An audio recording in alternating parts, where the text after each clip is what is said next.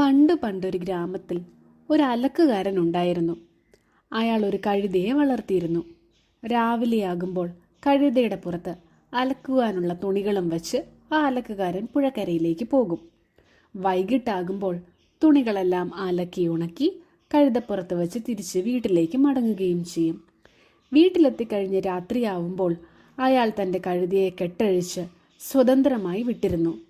ഈ സമയം കഴുത വയലുകളിലും മറ്റു പറമ്പുകളിലും പോയി തനിക്ക് മതിയാകുവോളം പച്ച പുല്ലോ കായ്കനികളോ കഴിക്കും. അതിനുശേഷം പുലരുന്നതിന് മുന്നേ തന്നെ തന്റെ യജമാനന്റെ വീട്ടിലേക്ക് മടങ്ങുകയും ചെയ്തിരുന്നു. കഴുത ഇങ്ങനെ രാത്രിയിൽ ചുറ്റിക്കറങ്ങുന്നതിനിടയിൽ ഒരു ദിവസം ഒരു കുറുക്കനെ കാണുവാനിടയായി. പെട്ടെന്ന് തന്നെ അവർ നല്ല സുഹൃത്തുക്കളാവുകയും ചെയ്തു.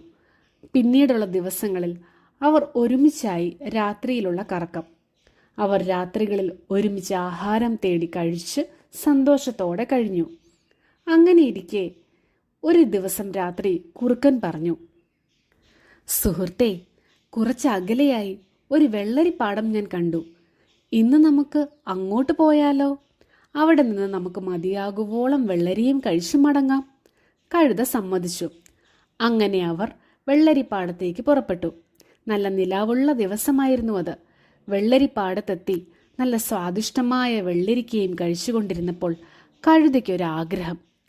അവൻ കുറുക്കനോട് പറഞ്ഞു, സുഹൃത്തേ, എനിക്ക് ഈ പൂർണ്ണചന്ദ്രനുള്ള തെളിഞ്ഞ ആകാശവും നിറയെ വെള്ളരികളുള്ള ഈ വെള്ളരിപ്പാടവും കണ്ടപ്പോൾ എന്തെന്നില്ലാത്ത സന്തോഷം തോന്നുന്നു. ഈ സന്തോഷത്തിൽ ഞാനൊരു പാട്ട് പാടാൻ ആഗ്രഹിക്കുന്നു. കഴുതയുടെ ആഗ്രഹം കേട്ട കുറുക്കൻ ഞെട്ടി. അവൻ പറഞ്ഞു, സുഹൃത്തേ, നിന്റെ ആഗ്രഹത്തെ ഞാൻ മാനിക്കുന്നു. പക്ഷേ നീ ഇപ്പോൾ ഇവിടെ നിന്ന് പാടുകയാണെങ്കിൽ അത് കേട്ട് കൃഷിക്കാർ എഴുന്നേൽക്കാനിടയുണ്ട്. അത് നമുക്ക് അപകടമാണ്.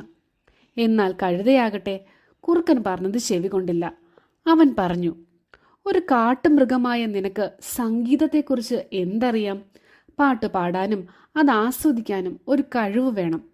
ഇതൊന്നുമില്ലാത്ത നിന്നോട് ഇതിനെക്കുറിച്ച് പറഞ്ഞിട്ട് ഒരു കാര്യവുമില്ല. ഇത് കേട്ട് കുറുക്കൻ കഴുതയോട് ഒന്നും പറഞ്ഞിട്ട് കാര്യമില്ല എന്ന് മനസ്സിലായി. ഉടൻ തന്നെ കുറുക്കൻ കഴുതയോട് പറഞ്ഞു, അങ്ങനെയെങ്കിൽ ഒരു നിമിഷം എനിക്ക് സമയം തരണം. ഞാൻ ഈ പാടത്ത് നിന്ന് പുറത്തു പോയതിനു ശേഷം നീ പാടിക്കൊള്ളുക.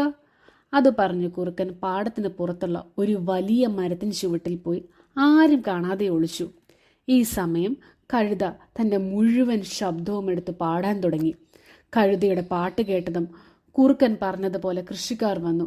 അവർ പറഞ്ഞു, ഈ പാതിരാത്രിയിൽ ആരാണ് ഇത്രയും ഒച്ചയെടുത്ത് അലറുന്നത്?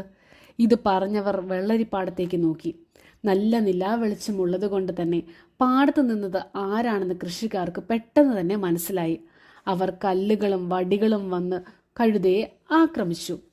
ഏറുകൊണ്ടും കമ്പുകൊണ്ടും അടികൊണ്ട് മുറിവേറ്റ കഴുത അവിടെ നിന്നും ജീവനും കൊണ്ട് ഓടിപ്പോയി.